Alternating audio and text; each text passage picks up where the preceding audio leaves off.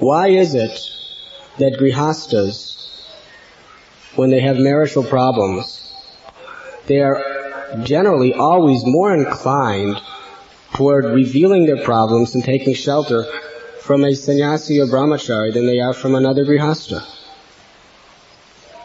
From the material point of view, it doesn't make sense. Because what in the world does a sannyasi know about marriage problems? Oftentimes he's never been married. He's never had a relationship with a woman. He's never had children. What does he know about these problems? He doesn't have any data by his own experience. But factually, simply because he's detached, by watching others, he could see everything clear through and through of what's taking place. It is just like if you're in the middle of the battlefield, all you know is who's attacking you right immediately, but you don't know everything else that's going on because you're just too involved in your own little battle. But if you're in a helicopter above the battlefield, you can see everything as it is because you're detached from the whole situation. So similarly, one who is detached, just by seeing the activities of grihastas, a person can understand the true nature of family life far better than somebody who's enmeshed and entrenched in all the problems and complexities. This is that the more you are detached, the more you can understand the truth and the facts of a situation. And the more you are attached, the more you cannot even see what is taking place in your life.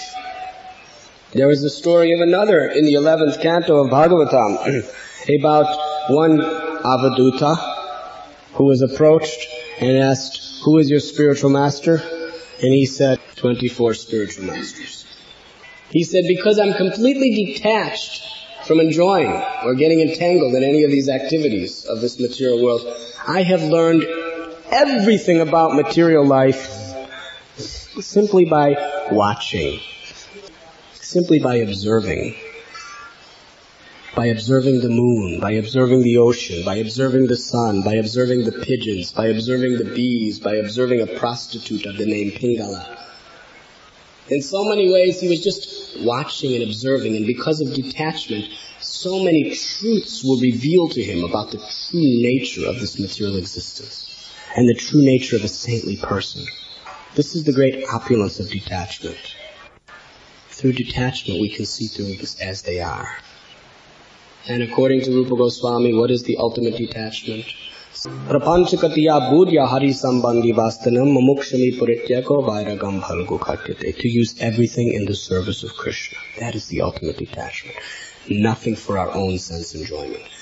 Everything, our mind, our senses, our wealth, our abilities, everything, if it is fully utilized to our maximum capacity in the service of Krishna, that is the ultimate detachment. And through this process we can see everything as it is. And how to use everything in the service of Krishna? By hearing from the great souls, by associating with the great souls, and by executing their instructions as our life and soul, and not deviating. That is the process of self-realization. Krishnadas Kaviraj Goswami explains that love, prema, is like gold, and lust is that same propensity when it is misdirected away from Krishna. Then it becomes like iron. Both gold and iron are metals, but one is of great value and one is quite worthless.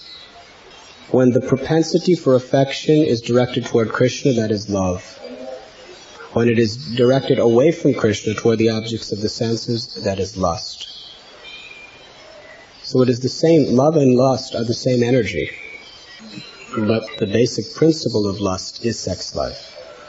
But that sex life manifests itself in so many varieties of ways in this world.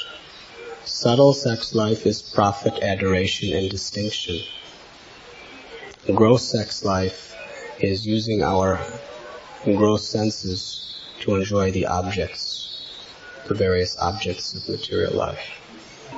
Lust is the desire to enjoy anything, anyone, anywhere in this material world.